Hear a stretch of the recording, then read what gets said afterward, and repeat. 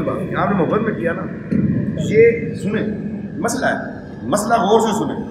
آپ اپنے والدین کا، اپنے استاذ کا جس سے قرآن پڑھا، علم دین لیا، اپنے مرشد کا جس سے دین سیکھنے، آپ ہاتھ ملا سکتے ہیں، مصافحہ کر سکتے ہیں، چوم بھی سکتے ہیں ادب کے لحاظ سے.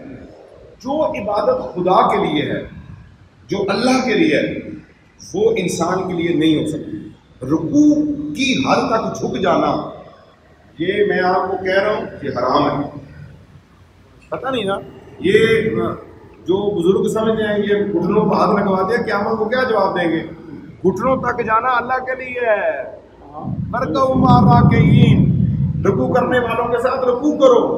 پیر کا ادب یہ نہیں ہے کہ آپ اس کے پاؤں میں گر جائیں، سجدہ کر دیں، یا اس کے ٹخنوں کو ہاتھ لگائیں، یا اس کو ہاتھ لگائیں. حق بیان کر رہا ہوں. بالکل جہنم کی آگ جو ہے میں تو نہیں برداشت کر سکتا، میرے شیخ نے مجھے یہاں پہ مقرر کیا ہے، لیکن ہر وہ کام میں منع کروں گا جو بدعت ہے، جو شرک ہے، جس کی اسلام میں گنجائش نہیں ہے. آپ نے کیا، کئیوں کو علم آپ نے تو محبت سے کیا نا، لیکن پتہ نہیں تھا. میں فتاوی رسول میں یہ مسئلہ آپ کو نکال دوں کہ حد رکوع تک جھک جانا، اس کو حرام قرار دیا گیا علماء نے. وہ اس سے جو ہے نا ادب مصافحہ کریں، پیار کریں، محبت کریں، اتباع کریں، اس راستے پہ چلیں، اپنے بڑوں کے، اپنے ماں باپ کے، اساتذہ کے ہاتھ جو کوئی منع نہیں آپ کو کریں. لیکن اور انسان کے اندر بھی اگر آپ نے اللہ تعالیٰ کی، اس کے نبی صلی اللہ علیہ وسلم کی صفات ڈالنی شروع کر دی نا پیر میں یا اپنے مرشد میں، پھر بھی ہلاک ہو گئے.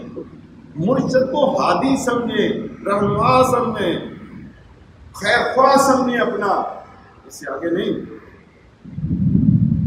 مرشد کا کم حق دے رستے پا دینا، پیر سمجھ کے دھریے تاں گل بڑھ گئی ہے. یہ نہیں ہے کہ جناب مرشد سے محبت اس کی ایک حد ہے، اللہ کی محبت کی کوئی حد نہیں.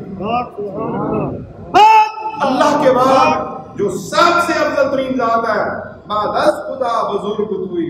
قصہ مختصر میرے آقا نبی کریم صلی اللہ علیہ وسلم کی ذات گرامی ہے جن پہ صحابہ نے جانیں فدا کر دی. بس اس نبی کے پیچھے چل پڑو، خدا کا راستہ ملتا ہے.